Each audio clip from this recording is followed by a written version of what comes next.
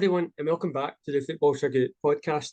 My name is Thomas Durning, and today I'm joined by my co-host, Pearse McLaughlin.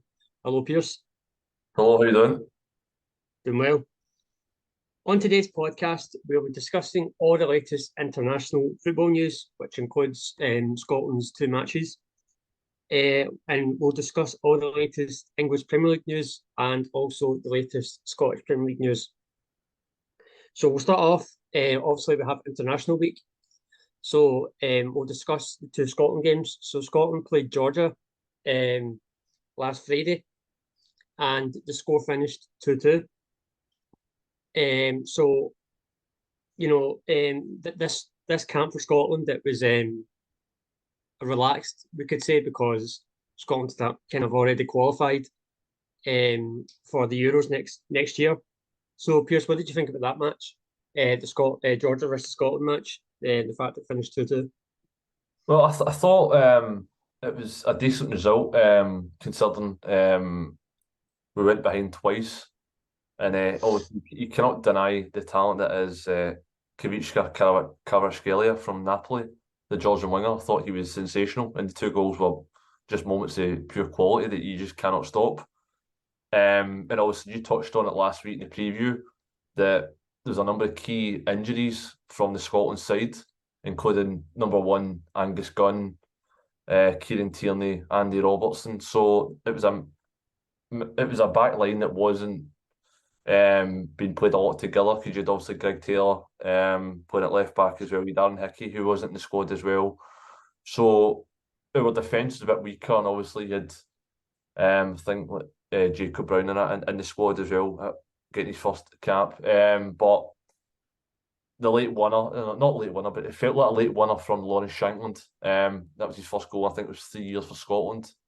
That'll do his world of confidence are good, because I think like he is a player that's on the fringes, but I think he's like one of the more natural goal scorers that Scotland have at their disposal. And obviously I think like players like Jacob Brown have proved that they just aren't at this level, or they're just not prolific enough, because I think Shea Adams and Lyndon Dykes offer something different, like hold up play, they can get or assist and bring others into play. Whereas I think Shankland is similar to like back in the day when you had like someone like a Lee Griffiths, just a natural goal scorer, or like a Kenny Miller. You just know that they know where to find the back of the net if you've given them the right service. And obviously Scott McTominay picking up another goal, which is sensational for him. I think he equalled the tally of most goals in a qualifying campaign with John McGinn, and I think that is a phenomenal achievement. But I thought it was a great result, considering that number of absentees we had. Yeah, I'd agree. You know, kind of going away from home, especially to a place like Georgia, which is quite far away. You know, to come out of that game with a 2-2 draw is a positive result. You know, as you said there, that Scotland faced a lot of key absentees in the match, including their first choice keeper, and Kieran Tierney and Andy Robertson, who are probably two of Scotland's most influential players. So to come out of that game with a 2-2 draw is really positive. That's also the first ever draw or even point that Scotland have picked up against Georgia away from home. And over the years, they've always lost it when they went away to Georgia. So that's kind of also a little plus as well. But yeah, no, it was good to see Lawrence Shankland get that kind of last minute goal as well. You know, and the fact that Scotland kind of came through that match without getting defeated, considering they didn't have a lot of their key players. You know, I think Steve Clarke will be pretty happy about it.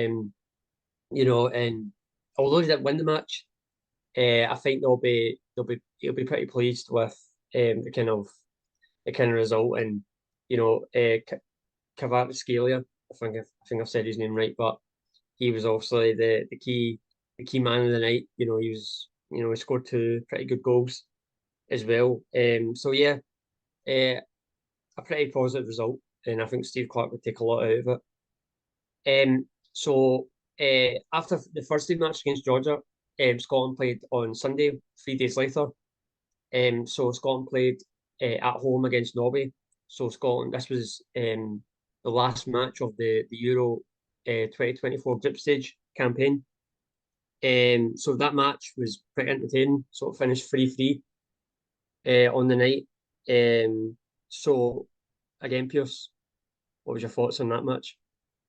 Again, it was pretty similar to the Georgia game. There was just drama at both ends of the pitch. And you can only imagine what the drama would have been if Erling Haaland was fit.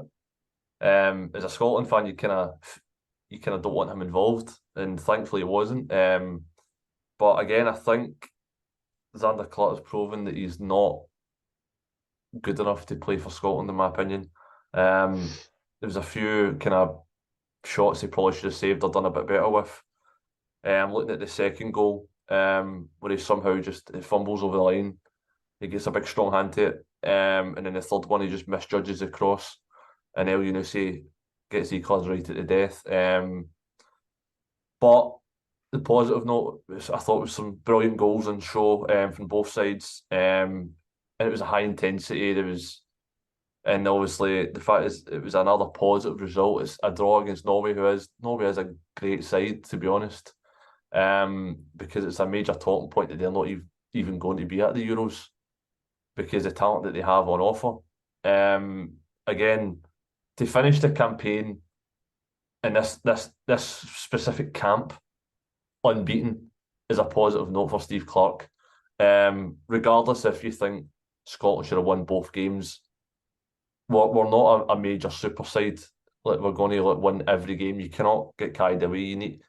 And you have challenges, like as you've seen with injuries, like to have the key injuries that we had and still get 2 positive results is a fitting way to send off. Because the fact is we've booked that place already in Germany, and mentally sometimes when you've already like, sealed a title or you've already booked a place at a major tournament, sometimes that intensity just isn't there to go up and go again. So credit to the players to bounce back with 2 positive results against 2 quality oppositions. Yeah. Again, as you just said, it was kind of a similar match, kind of a very entertaining match. The Scotland Norway match, was really end to end. As obviously lots of goals considering it finished for each. I think the goals that Scotland conceded were really disappointing. I think Steve Clarke, especially with the first half, he really wasn't happy at all. I think he even came out early. I don't think his team talk at half time was very long. I think it was pretty short. So I think that kind of said the kind of mood he was in. But yeah, so the goals that Scotland conceded were disappointing, but at the end of the day, it was another draw. They didn't lose the match, which is a positive. And it would have been nice to see Scotland in the last match at Hampden Park for the in this Euro campaign. It would have been nice to see them win the match. But a draw is not the end of the world, and the scenes at the end were quite good when the players kind of walked around the pitch, because I think they really do deserve praise and recognition because of the achievement. Because I mean, me and you are not used to watching Scotland in the last match of the qualifying campaign, and we're already at the major tournament. It's something that's it's very rare to see. So in that respect, it was quite weird. A kind of weird atmosphere I felt as well in terms of the fans, because it was just I don't think really anyone was kind of used to the fact that this was happening. So yeah, but in terms of the match, entertaining, but Steve Clarke will think that there's things to improve, especially defensively. So I just obviously now just quickly round off in terms of Scotland in this qualifying campaign. So they did finish second in this campaign. So they played 8 matches, they won 5, they drew 2 matches, and they lost 1. So they finished with 17 points, and Spain finished first. They finished with 21 points. So I just want your overall thoughts, Pearse, what about this campaign overall now that it's come to a close. Have you enjoyed it, or what do you think? Oh, I've certainly enjoyed it. I think there's been some memorable victories. I think the Hampden Spain result, 2-0, and then the 2-1 victory in Oslo. They've got the highlights of the campaign. But I think the fact is that in the first 5 games we had 5 wins. We only conceded 1 goal, and that was a penalty to Erling Haaland. So I think that was the positive. And then you obviously had that difficulty when you're going to go away to Spain, which is the toughest test in the group. And at that time, Spain were starting to get momentum, and as you've seen, they topped the group in the end. But I think the highlights for me were the 2 massive results against 2 big European sides. But for me, like you touched on it a wee bit earlier there, it's unheard of that Scotland have automatically qualified from a group. Usually you have to go through playoff rounds and you get tough ties and you don't quite make it. But to do it through the groups, but I think we've seen the jubilation when we qualify for Euro 2020 through via the playoffs and a penalty shootout in the final. It was scenes that we were partying for days. So I think Scotland again, looking forward to Germany, and I think we'll do really well, and I think the future looks bright under Steve Clarke, and it's just positive for Scotland all round. Yeah, I'd agree. You know, it's been the most memorable campaign in my kind of time of, you know, following Scotland. It's been such a memorable campaign. You know, the 2 big results were obviously Scotland beating Spain 2-0 at Hampden Park, and obviously that 2-1 victory against Norway in Oslo. You know, there's just been so many great things about this campaign. The mentality, the late comeback against Norway. You know, the 2 goals Scott McTominay scored against against Spain. You know, and they've deserved it. I mean, they've shown that, you know, they've only been defeated once in this campaign. So at the end of the day, if you've only been beaten once, you kind of do deserve to go to the Euros. You know, it's just been brilliant. It really has. And you were touching on there about the fact that Scotland got to the last Euros when they beat Serbia on penalties. I actually think that kind of night, you know, I don't think I think if Scotland got beat on that night, I'm not sure if they would have qualified, you know, automatically through this campaign that we've been in just now. I just think that the mentality since that match has grown so much. You know, and you know, you know, at the end of the day, they just deserve it. They really do. It's been really really good. Um, so yeah, now we've got the Euros to look forward to. So we'll, I mean, quite a long while to go till that. So we'll discuss it more in the kind of months to come in terms of the squad selection, and obviously when the first match comes, which I can't wait for anyway, even though it's such a long way away. So just kind of rounding off the international week. So just briefly, I just wanted to touch on you know, Germany. You know, they got defeated last night by Austria 2-0. And I read something that they've only won 2 games out of the last 10. Now Germany in 2014 won a World Cup. You know, they're multiple World Cup winners. You know, they're a very, very top nation, but they just don't seem to be clicking at the moment. That something just seems to be wrong. What do you think, Pearse? I just don't know. I think like there's some boat for me to Italy. I don't think they've Mm-hmm. that many world class players at their disposal. I think they've got a couple of good young talents. Like you look at Florian Wirtz, for example, and you look at Leroy Sané, but even then he flatters to deceive at times. And I think the back line for Germany is a weakness. Defensively, I think they give away too many goals or too many opportunities. And the fact is that Mats Hummels is still getting a game for Germany. And he was part of that 2014 side when he was at the top of his game. I think that speaks volumes.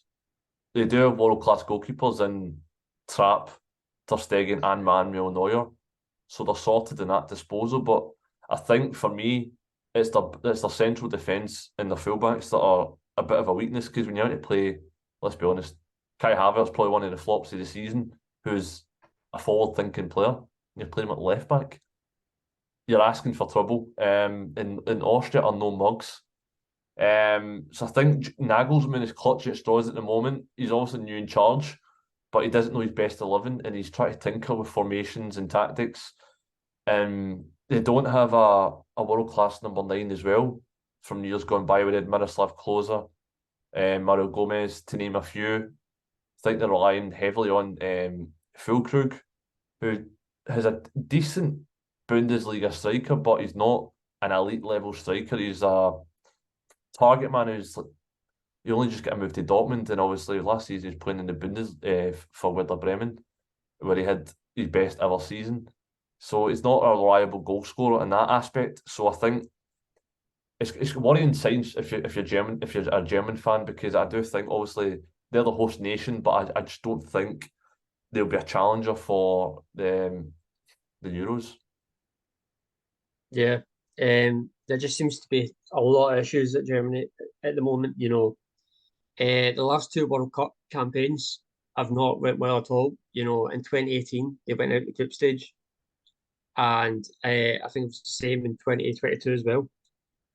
So there just seems to be so many issues at the moment. Hansi Flick, who was the previous manager for Germany, it just never worked for him. He just couldn't get a rhythm or any positive results really for Germany.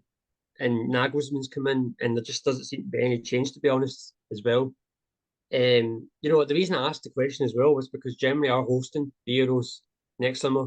So, the fact that they're hosting the Euros, they'll want to have a really, really good tournament in front of their home fans in their own country.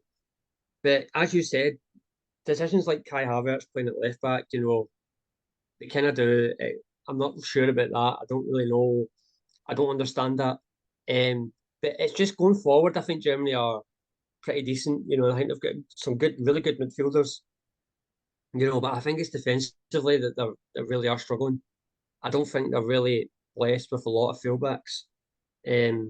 Germany, I think that's quite a big problem for them. They're always playing centre backs or midfielders in the right back, left back positions. So that's quite a big problem for them. I mean, it's quite a long way away from having fullbacks such as Philip Lahm. I think they'd do anything to have him back at the moment. So that no, there really is big issues at the moment for Germany, and they're going to have to fix it fast, because before they know it, the Euros will have started, and they'll want to go into that with some positive results in previous matches that they've had. Yeah, so we'll now move on to the latest news from the English Premier League. There's no results to talk about because it's been International Week. But the big news is from Everton. So on the 17th of November, Everton received an immediate 10-point deduction after being found to have breached the Premier League financial rules. So this is the biggest punishment in the history of the Premier League, and it now leaves Everton in 19th place, so they're now back in the relegation zone. And they did have a pretty good positive start to the season. They were comfortably sitting mid-table. So kind of just a bit more detail. So English top flight clubs in the Premier League are permitted to lose £105 million over 3 years. But an independent commission found that Everton's losses from 2021-22 season amounted to 124.5 million. So their losses were way above the only 105 million. So what do you think, Pearse? I think if you broke the rules, you broke the rules. There's the laws are there for a reason. Although you'd probably suggest it's only just over the threshold, but as we know, Everton have kind of paid over the odds for a lot of players in terms of wages and transfer fees. So I think it's their own wrongdoing. And I think a lot of clubs that have went down at the expense of Everton will probably feel aggrieved that they've illegally stayed in the top flight. So I think a 10-point deduction is a pretty fair assessment. And also I think there's a season where I think they could potentially stay up, regardless, because I think the bottom 3 clubs that were promoted are literally so I think they're probably the weakest that we've seen for a long time in English Premier League. And like you say, Everton before the 10-point deduction have been pretty good form, sitting in mid-table. So I think on the pitch, I think they'll have enough to stay out of relegation.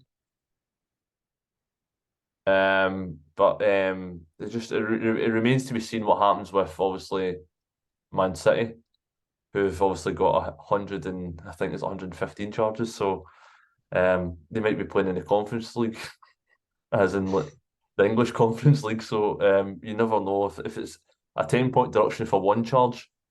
We can only imagine what it's going to be for 115 charges. And the fact is that that's been going on for 4 years in terms of the building a case for that. Whereas obviously the Everton was only 8 months, an 8-month hearing, so it was pretty quick. And I think Everton fans will feel aggrieved, but I think it's probably the fair decision in the end. Yeah, I mean, I agree with your kind of reason that if you break the rules, you broke the rules, and it does look like Everton have broke the rules, and that kind of means that things like a point deduction are going to happen. But my biggest thing with this kind of situation is the fact that I think you briefly just touched on it there, is that Man City were charged with breaking rules before Everton. But yeah, Everton have already had their decision kind of ruled for them. They've got a points deduction. But for Man City, that case is still ongoing. And, there's been no result as to what's going to happen to them. So I just think, there's some questions to be answered there from the Everton fans, rightly so, that how come Everton have been charged and kind of convicted basically quicker than Man City. Where Chelsea spent a lot of money over the last 2 years, especially. And I wouldn't be surprised if in the next year or so that they're going to get the Premier League will be maybe charging them. We don't know, but it is kind of a lesson as well to clubs around the world basically, that you've got to really be careful with balancing the books and such, and kind of being honest with the results that you're given, and also being really careful with your money in terms of spending it, because as we know that, as you said, Everton were paying lots of players big wages. They were spending a lot of money, and this is where it's got to. This is where it's got from. So there's a lot of lessons to be learned there for a lot of clubs. So yeah, we'll see how Everton kind of react to it, because that's them now back in the relegation zone, so they'll want to kind of get out of that quickly. But I'm sure they've got enough to do it. But we'll wait and see. So we'll now move on to the latest news in the Scottish Premier League. So again, there was no matches played, but there was kind of a little bit of big news from Ross County. They appointed Derek Adams as their new manager after Malcolm Mackay got sacked. So Derek Adams returns to Ross County for the third time. He started off his career at Ross County as a manager. So Derek Adams is now back in Scottish football after leaving Morecambe. So what do you think about that, Pearse? Do you think that's a good, bad appointment? What do you think?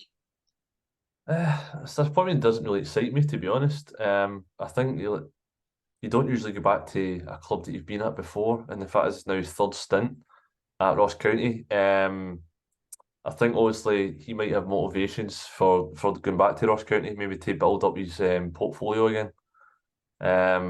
But I think he's been a manager that's kind of had a decent pedigree in terms of down south in England, League Two, League One, Championship clubs.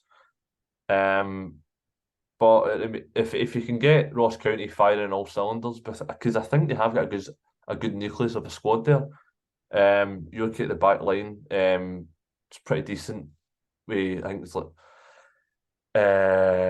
we got a decent goalkeeper in Ross Laidlaw, and decent centre halves, and then you've got the midfield of, I think, Danda. Ewan Danda is a good quality set piece taker, and then obviously big Jordan White up front, Eamon Brophy, Simon Murray. So I think they've got a good core of a squad there. and I think they just need the right man to steer them. I thought Malik UK was doing a good job, but this business is cutthroat, and you don't get given the time that you required, and especially with the St Johnson dismissal of obviously Steve McLean, and then the upturning results in the interim manager. That's probably made them have that decision. I think Derek Adams, they've probably went with someone they know, someone they can trust. He knows the club inside out, like you touched on. He started his career at Ross County as a manager, and this is now his third spell. So I think for the fans, it'll probably appease them. He knows the club inside out, and hopefully can get them ticking on all cylinders. Yeah. I think to be honest, I actually think it's quite a good, smart appointment. If they're going to get rid of Malcolm Mackay, who in my opinion, I think was doing a really good job, you're kind of going to have to get someone that's, if, kind of on his level or even better. So for Ross County to go for Derek Adams, I think it's pretty smart because he knows the club. He did a pretty good job at Ross County, back when he was the Ross County manager. So yeah, he knows the club. And in terms of his kind of managerial record, Derek Adams, I think it's really solid. He got Plymouth Argyle promoted to League One. He got Morecambe to promoted to League One, and I think Morecambe had the lowest budget in the whole of English football. So the fact he got them promoted to League One is so impressive. It really is. So no, I think it's a pretty good appointment. Ross County are kind of down there at the moment. They really do need results. And the fact Derek Adams, he knows the Scottish game as well. So it's not as if he's coming in, he doesn't understand what it takes to win matches in this country. So yeah, I think Ross County will be fine, to be honest with you, now that they've got Derek Adams in as manager. And they'll really want to push on now with him in charge and kind of start getting results straight away, because they are in a little bit of trouble at the moment down there at the table. So we'll now move on to Pearse discussing all the latest Asian football news. Yeah, so similar to the SBO and the English Premier League, there was no J League One or K League One action. So there was obviously two Asian AFC qualifiers for World Cup campaign. So we're going to start off with the Japan results. So on Thursday, November the 16th, we had Japan versus Myanmar, and that finished Japan 5, Myanmar 0. So Ayase Ayuda got a hat-trick. Daiji Kamada and Ritsu Doan got rounded off the scoring. So Ayuda was a standout performer in that match. He got a hat-trick, and he looked really sharp, a variety of different goals. And Japan are just continuing that impressive form that they're showing at the moment. And then they followed up on Tuesday, the second qualifier away to Syria, and they won that match 5-0 also. So to score 10 goals in 2 games was really, really impressive. And so the goal scorers in that match were Kubo, we won, Ueda with a double, and then Sugawara, and then Hosaya, who is recently called up from Kabushia Reysol, which is their team fighting relegation in J League One. So in his first game, gets a goal, which is really impressive. And then the man match in that match was Junior Ito, who's another really impressive winger, who plays for Stade Reims in Ligue 1, who I think is a really impressive player in major competitions. And Japan have so much attacking talent in our front line and across the midfield. So Japan, statistically, the last 8 games, they've 8 wins, 34 goals scored, only 5 conceded, and they're now averaging 4.25 goals per game, which I think is a thoroughly impressive record. And I think they're going to be one of the dark horses at potentially the next World Cup. So in terms of South Korea, they also played on Thursday, 16th of November. So they played Singapore, and that finished 5-0 to South Korea. So with Cho Gu-sung scoring, Wang Hee-Chan, Son Heung-min, Hwang Ui-jo, and Lee Kang-in. And the standout performer of that match was Lee Kang-in. He was just a creative force. I think he had two or three assists in the match. And he just like the architect. He just passed left, right, and centre, dinking past players as if he's like a young Lionel Messi. And obviously, I've got a match report on the Football Chuggu website, so you can go check that out. And they followed up on Tuesday, 21st of November, with their way to China, which was a really thrilling encounter, which they managed to win 3-0. So another impressive showing from South Korea. Son with a double, and then centre back Jung with a goal at the end. And for me, the standout was Son, who just so lethal in the air and just so quick on both feet and just drifting out and out of games and just shows that world class ability that he has. So similar to South Korea, to Japan. So the last 5 games for South Korea, they've got 5 wins, 19 goals, 0 goals conceded, and they're averaging 3.8 goals per game, which I think is a phenomenal record. So I think Japan and South Korea are hitting form at the right time, getting to the Asian Games, which start in January. And for me, they've got to be the 2 favourites for that. And for me, it's getting an impressive start now. It's a poor start for Jurgen Klinsmann in his tenure as the South Korean manager, but he's starting to turn it around now. Because I think it was like the first 4 or 5 matches he didn't have a victory. Now he's got 4 in a row. 5 in a row. So getting really impressive now for Jurgen Klinsmann. So in terms of other Asian football news, so Hwang Ujjo, who was a goal scorer during the international break, is being investigated by the police last weekend as a suspect on charges of secretly filming himself having sex. He denies the charges and is currently under police investigation. So Bucheon FC in the K-League 2 have decided to designate a seating area where the tickets can only be purchased on site for digitally excluded elders who do not know how to purchase tickets online. And I think it's fantastic move by the club as they're expanding their target audience. So Kim Min-Jae was the victim of a robbery while he was moving into his new home in Munich. A thief stole Kim's rice cooker after the player left the item outside to bring in another box. Kim values the original device from his homeland and had to wait until his agent, Dee Hong, brought him a new one from South Korea. So Venezia have teamed up with South Korean clothing brand Nivelcrack to offer South Koreans the chance to own one-of-a-kind items. Venezia's kits are always sought-after items, and I'm sure the streetwear collaboration will be no different. They have dropped a beanie, sweatshirt, and my personal favourite, a tracksuit, which is outstanding. It's got the black and the gold with trim with orange is going through it as well. So I think it's really nice streetwear, and I think it'll sell out pretty quickly. For 4 years, Hwang Hee-Chan has been donating to low-income families in Bucheon, where he visited during the recent international break. His donations have helped to provide housing for those on the verge of eviction. The Wool Star has generously donated £31,000 to low-income families in Bucheon, South Korea, taking his donated figure to £130,000 since he started giving back in 2020. With the aid of Hwang's donations, temporary housing will be provided free of charge for up to 6 months to households that are on the verge of eviction due to debt or have suffered from jeonse fraud. So jeonse fraud is a rising crime in Korea at the moment, where landlords refuse to return large cash deposits to their tenants. So Hwang said this: "Thank you so much for the hospitality. Bucheon is the most comfortable place for me because I have been staying here since my childhood." And the Bucheon mayor added, "The love of Bucheon shown by Hwang Hee-Chan is the pride and hope of citizens. The donation has become a warm gift like the first snow that came down today."